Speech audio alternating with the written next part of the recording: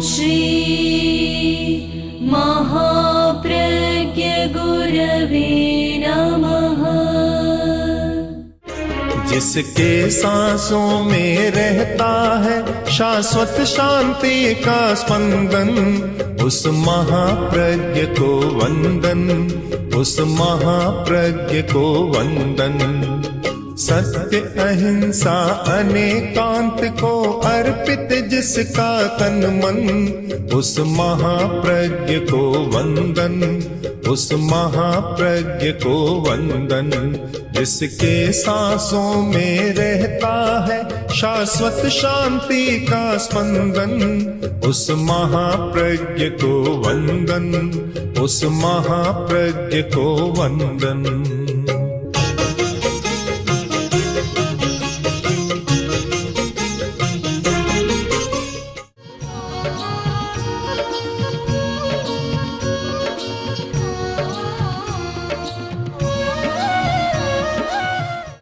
द्वितीय की समस्या, द्वंद्व की समस्या, हमारी द्वंद्वात्मक दुनिया में द्वंद्व की समस्या। दूसरा होना भी अच्छा है और दूसरा होना बुरा भी है। अब क्या करे आदमी, जब दूसरा है तब एक प्रश्न पर विचार किया गया कि शरण की खोज कर कोई शरण दे सके, और वह खोज दो दिशाओं में हुई। एक बाह्य जगत की दिशा में शरण की खोज हुई और एक अंतर जगत की दिशा में शरण की खोज हुई। तो बाह्य जगत की दिशा में जब शरण की खोज हुई तो वहाँ शस्त्र का निर्माण हुआ। अकेला चलता है, डर नहीं लगता, पास में लाठी है तो भी डर नहीं लगता, क्योंकि कुत्ता नहीं काटेगा। तो लाठी भी शरण बन गई। और लाठी से काम नहीं चला तो फिर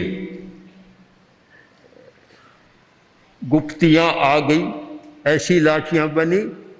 बाहर से तो लाठी, भीतर में मारक शस्त्र है, जिसको गुप्ती कहते हैं, गुप्तियां बनी है। तो क्या हम मान लें कि जिसके पास अनुभव है उसे कोई भय नहीं है, शरण मिल गया? यह कहना तो मुश्किल है।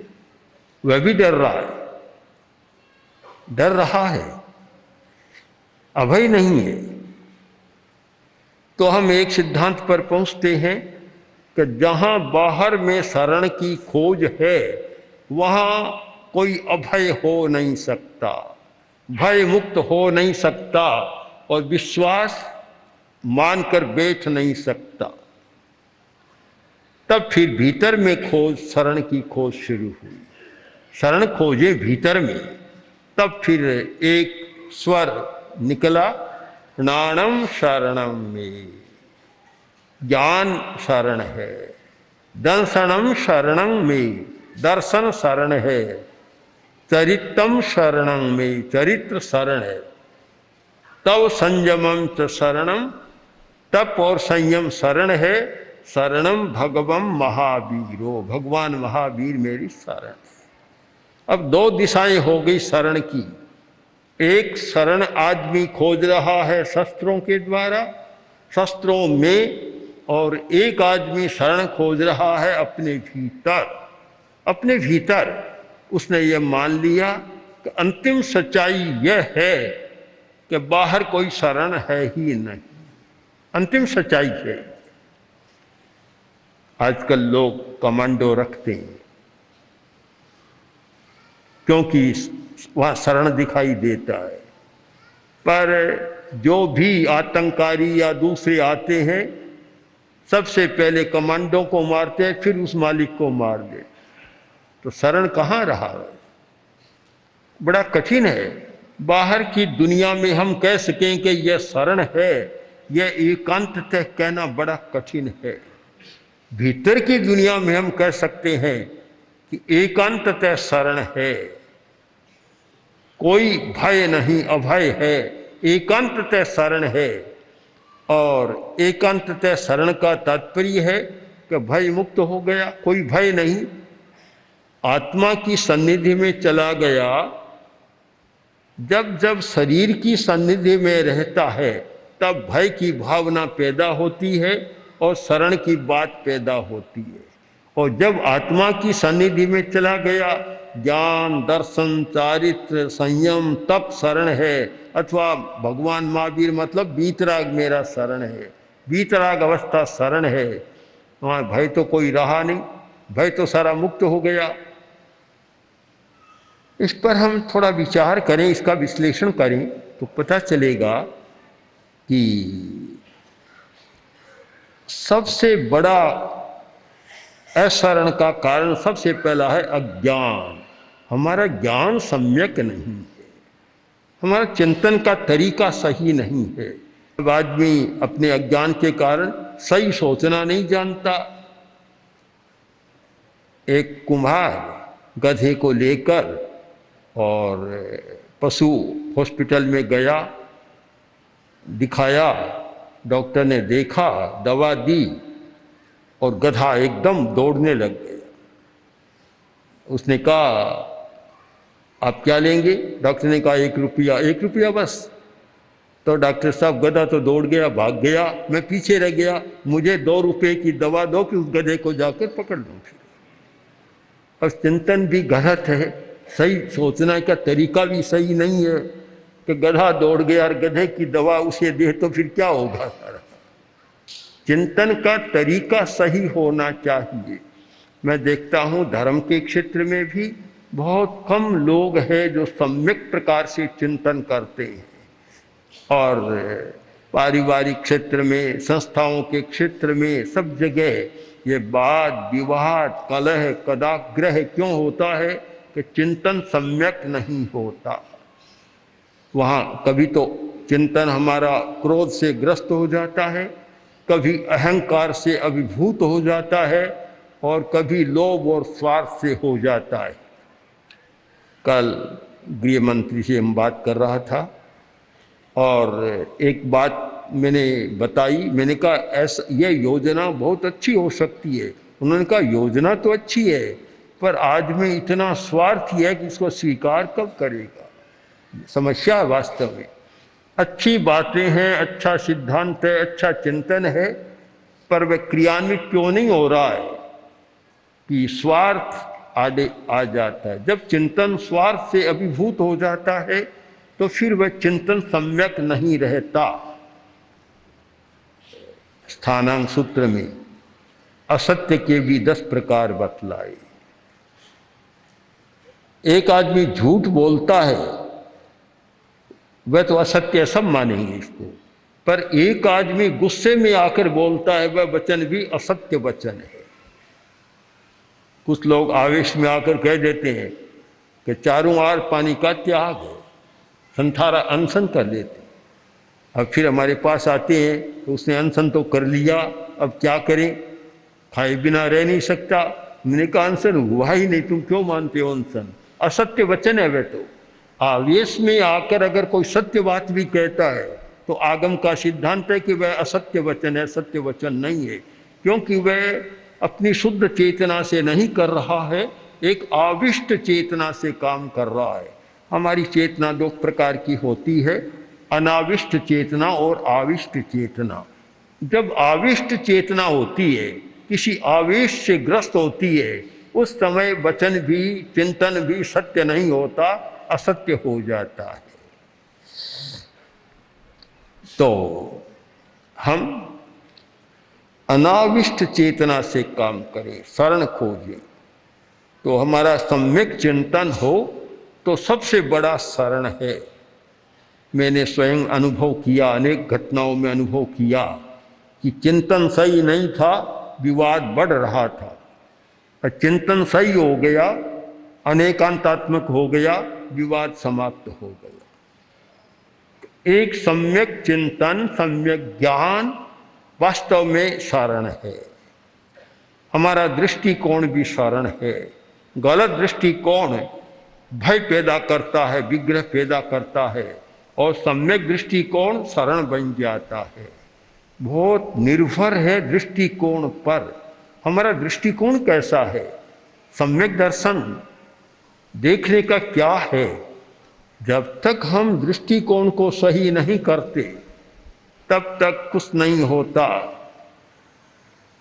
दृष्टिकोण गलत है, वह जो क्रिया भी करता है, क्रिया भी यथार्थ की क्रिया नहीं होती, एक विकृति पैदा करती है।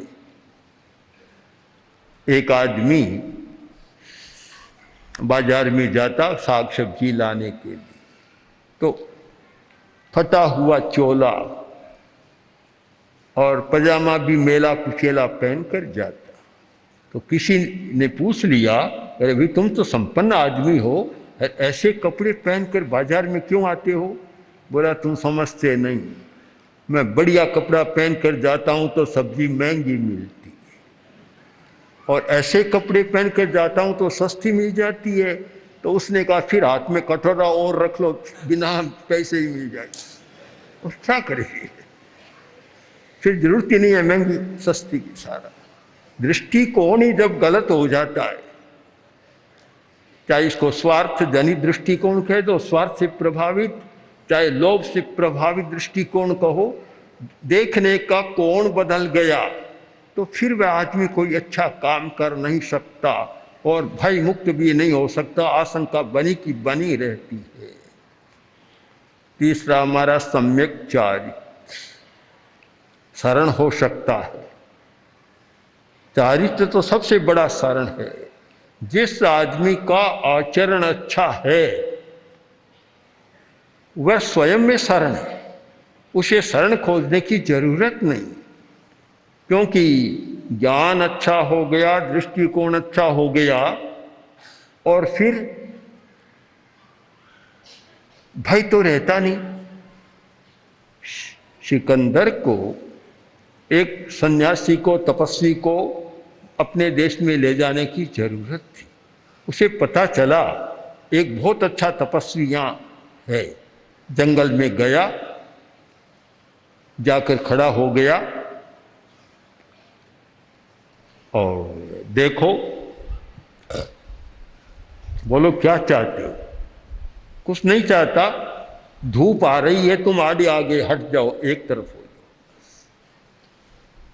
सिकंदर बोला कि मैं इसलिए आया हूं कि तुम मेरे देश में चलो। बोला मैं नहीं जाता, मैं नहीं जाऊंगा। एक बार कहा, 2 बार कहा, 3 बार कहा, मैं नहीं जाऊंगा। तुम नहीं जानते, हाथ में तलवार ली कि तुम नहीं जानते कौन खड़ा है तुम्हारे सामने, विश्व विजयी सम्राट सिकंदर खड़ा है, तुम नहीं जानते, देखो तलवार, चलो नहीं तो फिर सिर कट जाएगा। तपस्वी बोला कि सम्राट तुम अपने घर में हो, मुझे क्यों डराते हो? तुम कहते हो सिर कट जाएगा, सिर मेरा है नहीं, कट जाएगा तो मेरा क्या लिया? एकदम कहा, सिकंदर झुक गया।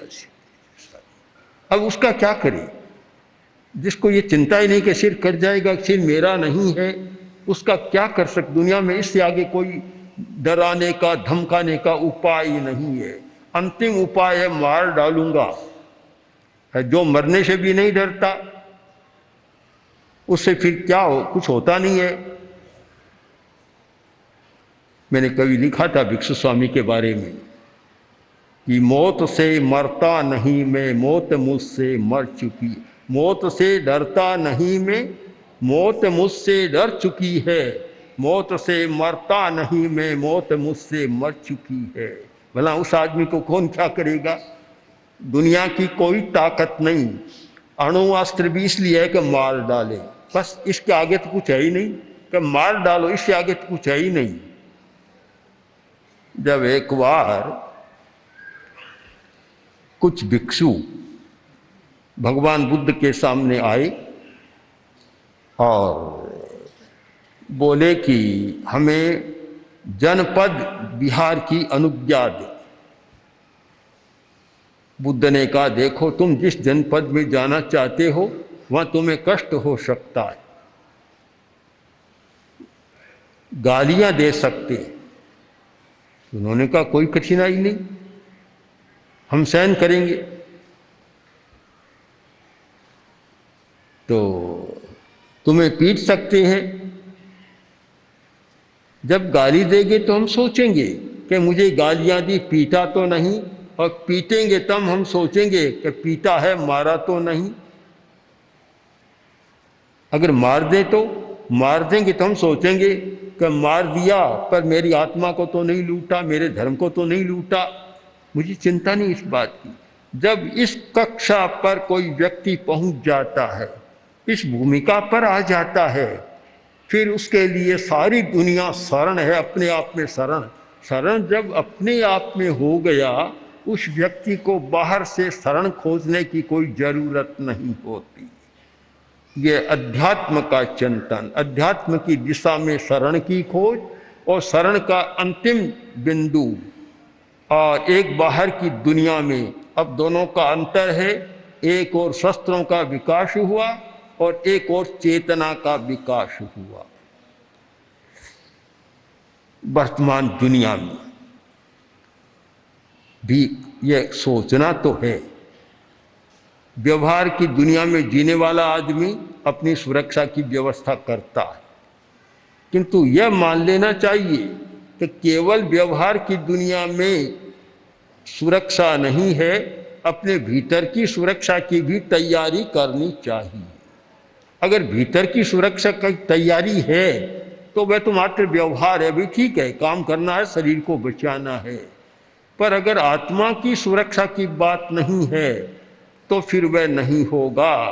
अप्पाणम शरणम, द्वात्रिशिका में एक सुंदर लिखा गया, अप्पाणम शरणम, आत्मा को शरण मानो, यानी अपनी चेतना ही शरण है, शुद्ध चेतना, जिसमें सम्यक ज्ञान का विकास, जिसमें सम्यक दर्शन का विकास, जिसमें सम्यक चारित्र का विकास, जिसमें संयम की शक्ति, यानी इंद्रियों का निग्रह करने की शक्ति, मन का निग्रह करने की शक्ति, और जिसमें तपस्या का विकास, 12 प्रकार के तप, उनके द्वारा पूर्व संस्कारों के शोधन की शक्ति है, वह आत्मा ही वास्तव में शरण बनती है।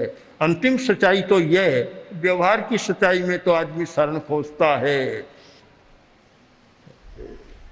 जब नमी राजर्षि मुनि बन रहे थे, उधर इंद्र एक ब्राह्मण के वेश में सामने खड़ा था, और उसने कहा कि अब आप मुनि बन रहे हैं, अभी ये उपयुक्त समय नहीं है, उचित समय नहीं है, आप समय पर मुनि बनना, पहले एक काम करें, आप राजा हैं, शासक हैं, और ये विदेह मिथिला का पूरा आपका राज्य है, पागारं कारयितान, पहले आप प्राकार बनाओ, सुरक्षा के जितने साधन है साधन बनाओ, शस्त्रों का निर्माण करो, सयज्ञियो शतघ्नि बनाओ। आज तो कहते हैं कि वे AK-47 में एक साथ इतनी गोलियां चलती है, शतघ्नि थी, एक साथ 100 गोले चलते थे, इतना भयंकर शस्त्र था उस जमाने का। सयज्ञियो, शतघ्नियों का निर्माण करो, ऐसे शस्त्रों का निर्माण करो, और फिर आप मुनि बनना। उन्होंने कहा मुझे कोई डर ही नहीं है, मैं शस्त्र का निर्माण किस लिए करूं? तुम कहते हो प्राकार बनाओ, मैंने तो अपना प्राकार बना लिया, 3 गुप्तियां मेरी हो गई। तिगुत्त पागारम, तिगुत्ति पागारम, मनोगुप्ति, वचन गुप्ति, काय गुप्ति, ये 3 गुप्तियां है। इससे शक्तिशाली दुनिया में और कोई प्राकार नहीं है। दूसरे प्राकारों को तो तोड़ा जा सकता है, पहले तोपों के गोलों से तोड़ते थे और आज प्रक्षेपास्त्रों से भी तोड़ा जा सकता है, पर ये मैंने जो अपना प्राकार बनाया त्रिगुप्ति का, इसे तोड़ने की किसी शस्त्र में शक्ति नहीं है। तो एक खोज, अध्यात्म की खोज और बाहर की खोज। अब व्यवहार की दुनिया में हम नहीं कह सकते कि तुम शस्त्रों का सर्वथा अभाव रखो, निर्माण मत करो, बड़ा कठिन है।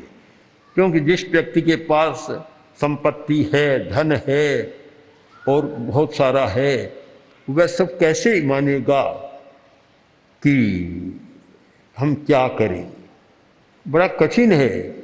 और जहाँ हिंसा दोनों तीनों क्षेत्रों में है, एक तो अपने पारिवारिक क्षेत्र में भी हिंसा, फिर चोरी की हिंसा। चोर भी बड़े तरीके ऐसे अपनाते हैं, चोरी की भी दक्षता बढ़ी है। पुराने चोर इतने दक्ष नहीं थे, आज तो दक्षता इतनी बढ़ गई कि पता ही नहीं चलता। ये जेब कतरे होते हैं, इतनी दक्षता के साथ जेब काट लेते हैं, पता ही नहीं चलता। न्यायाधीश ने जेब कतरे को कहा कि तुम ये काम करते हो, जेब कतर लेते हो, अब तुम्हें क्या दंड होना चाहिए। फिर न्यायाधीश ने कहा कि तुम इतनी दक्षता से कैसे करते हो। बोले हजूर ऐसे तो नहीं होता, अगर आप भी मेरे साथ आए तो मैं आपको सिखा सकता। ऐसे तो कैसे बताऊं मेरी कला आपको, सिखा सकता हूं, पर ध्यान रखना कि आप मुझे 1 सप्ताह के लिए छोड़ दें तो मैं आपको यह भी बता दूंगा कि आपकी जेब भी मैं काट सकता हूं। न्यायाधीश ने 1 सप्ताह के लिए मुक्त कर दिया और 7वां दिन हो रहा है।